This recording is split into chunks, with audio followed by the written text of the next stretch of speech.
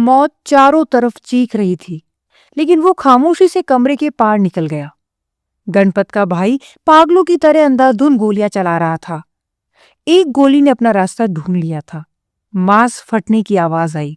वो औरत पीछे की ओर झटकी और फिर उसकी आवाज दोबारा कभी नहीं सुनाई दी। वो दीवार के सहारे ढह गई।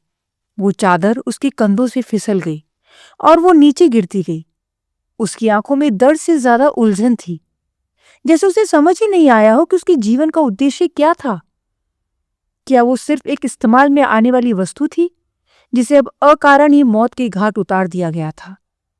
उस स्त्री की हत्या ने उस काले दैत्य को भी विस्मित कर दिया था। महज एक पल के अंश के लिए असेसिन प्राइम जम गया था, लेकिन वो पल बहुत लंबा था।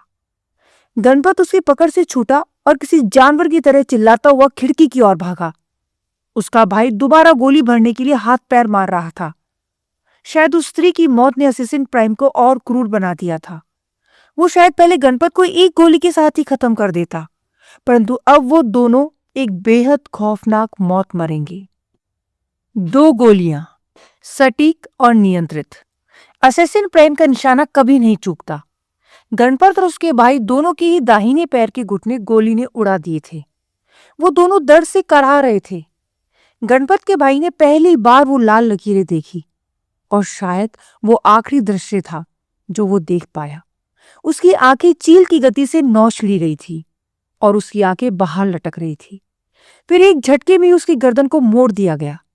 उसका निर्जीव शरीर अब गणपत को अपनी फूटी आंखों से देख रहा था, और गणपत को समझ आ गया था कि उसकी मौत इससे भी बुरी होने वाली थी।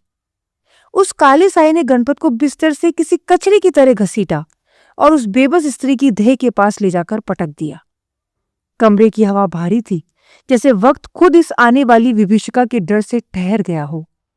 वो काल का दूत, जिसके आंखों में दया का एक कतरा भी न था, गणपत पर काल बनकर टूट पड़ा था।